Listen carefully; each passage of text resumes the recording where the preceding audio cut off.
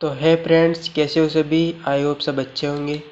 आज का वीडियो आपके लिए होने वाला है BA third year political science के लिए। तो आप अच्छे से अपनी सीट की कोटी थाम के बैठ जाइए। आपका पेपर आपको अच्छे से हो जाएगा।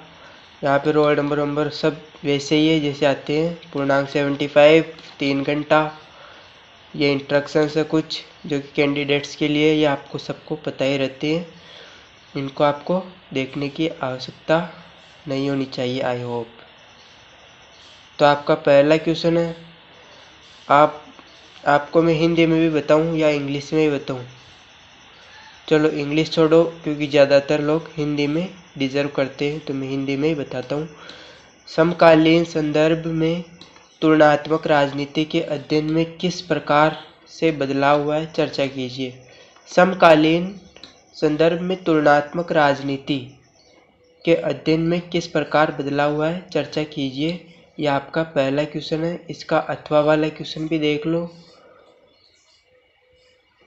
तुलनात्मक राजनीति के अध्ययन से, रुको आपको दिख नहीं रहा, हाँ, अध्ययन में यूरो केंद्रवाद की सीमाओं का विश्लेषण कीजिए। यूरोवाद की सीमाओं का आपको विश्लेषण करना है, यह आपका अथवा में था। आपका दूसरा क्वेश्चन है, भूमंडलीकरण की प्रक्रिया द्वारा पूंजीवाद की प्रकृति में किस प्रकार के बदलाव या परिवर्तन आए हैं, चर्चा कीजिए। भूमंडलीकरण, तो आपको पहला क्वेश्चन यह भी पूछ सकता है कि भूमंडलीकरण होता क्या है।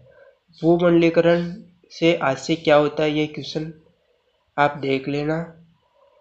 तो आपका तीसरा क्वेश्चन है, भूतपूर्व सोवियत संघ के समाजवाद के पतन में ग्लोस्नोस्ट को पेरेस्ट्रोइका की भूमिका का आलोचनात्मक विश्लेषण कीजिए। भूतपूर्व सोवियत संघ है ना, इसमें समाजवाद के पतन में, मतलब समाजवाद का पतन कैसे होता है उसके बारे में। 20वीं सदी में उपनिवेशवाद के विभिन्न प्रकारों की विवेचना कीजिए।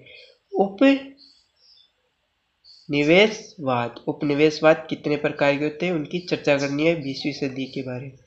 भूमंडलीकरण, ये वापस आ गया भूमंडलीकरण, ये इम्पोर्टेंट है, वेरी इंपॉर्टेंट, आप इसके लगा ले। के शक्तियों के तहत किस प्रकार चीन की राजनीति अर्थव्यवस्था परिवर्तित होती है। तो आपको चीन की राजनीति बतानी है, चीन की राजनीति बतानी है। आपका अगला क्वेश्चन है, ब्रिटेन के संसदीय लोकतांत्रिक व्यवस्था वहां के कैबिनेट व्यवस्था के सामूहिक उत्तरदायित्व और राजनीति एक रूपता के सिद्धांत के कारण कायम है। आप क्या समझते हैं, आप सहमत हैं, चर्चा कीजिए। ये आपके अनुसार ही करना है, तो आप इसमें तो आप भर भर के कुछ भी लिख सकते हो। आपको ये वापस रिपीट करवा दूं क्या, तो रिपीट कर लो। देखो, ब्रिटेन में संसदीय लोकतांत्रिक व्यवस्था वहां की कैबिनेट व्यवस्था के सामूहिक उत्तरदायित्व और राजनीति एकरूपता के सिद्धांत के कारण कायम है। क्या आप इससे सहमत है, चर्चा कीजिए। तो आपका नेक्स्ट क्वेश्चन है, नाइजीरिया कोई देश है, और ब्राजील, यह भी देश है, के संघीय शासन व्यवस्थाओं की तुलना कीजिए। संघीय शासन व्यवस्थाओं की तुलना कीजिए। इन देशों के अंतर बताना है, मतलब इन दोनों में तुलना करनी है। आपका 8वां क्वेश्चन है, निम्नलिखित में से किन्हीं दो पर टिप्पणी आपको लिखनी है। तुलना का महत्व, इम्पोर्टेंस ऑफ कैप्स, ये क्या है, कंपैरिजंस, इम्पोर्टेंस ऑफ कंपैरिजंस, तुलना का महत्व। आपका दूसरा है, political economy of great Britain, Britain की राजनीति अर्थव्यवस्था, और नाइजीरिया की राजनीति में सैन्य की भूमिका। तो इम्पोर्टेंस ऑफ मिलिट्री इन ये क्या है, नाइजीरियन पॉलिटिक्स। तो आपका लास्ट है समाजवाद, सोशलिज्म।